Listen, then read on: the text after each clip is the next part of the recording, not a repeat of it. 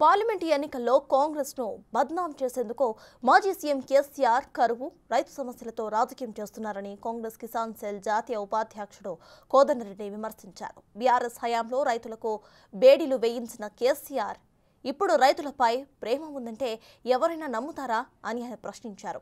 భారతదేశంలో ఎవరూ చేయని మోసం రైతులకు కేసీఆర్ చేశారని ఆరోపించారు. ఆయన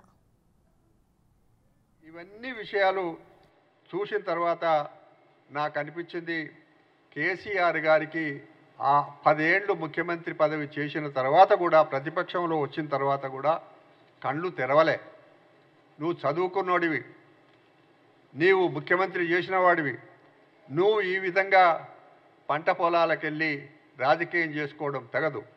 కానీ నేనొక మాట అడుగుతున్నా, నీకు రైతుల మీద అంత ప్రేమనే ఉంటే, రైతాంగం అంటే అదేవిధంగా నీకు వాళ్ళ కాళ్ళ మీద వాళ్ళు నిలబెట్టాలి అని అనుకుంటే నువ్వు ఖమ్మంలో రైతులకు బేడీలు ఎందుకు వేయించవు?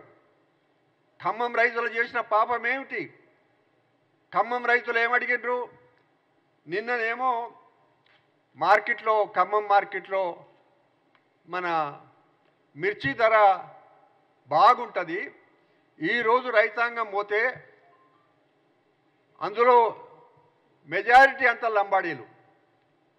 ఆ పంట పోతే ఒక్కసారే ధర తగ్గించిండ్రు. ఎవరు తగ్గించిండ్రు? ఆ కమిటీ మార్కెట్లో ఉన్న కమిషన్ ఏజెంట్లంతా కూడబలుకొని తగ్గిస్తే రైతు ఆవేశంతో కోపంతో అడిగిండు. అంతే, అడగడం తప్ప, తన హక్కు అడగడం తప్ప.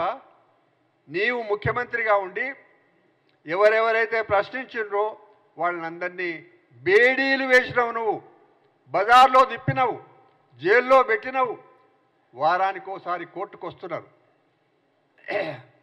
నేను వెళ్ళిన అక్కడికి రైతాంగాన్ని పరామర్శించిన నేను, బట్టి విక్రమార్క గారు, మా ఆన్వేషిరెడ్డి కలిసి మేము వాళ్ళ గురించి ఒక లాయర్ను పెట్టినాం.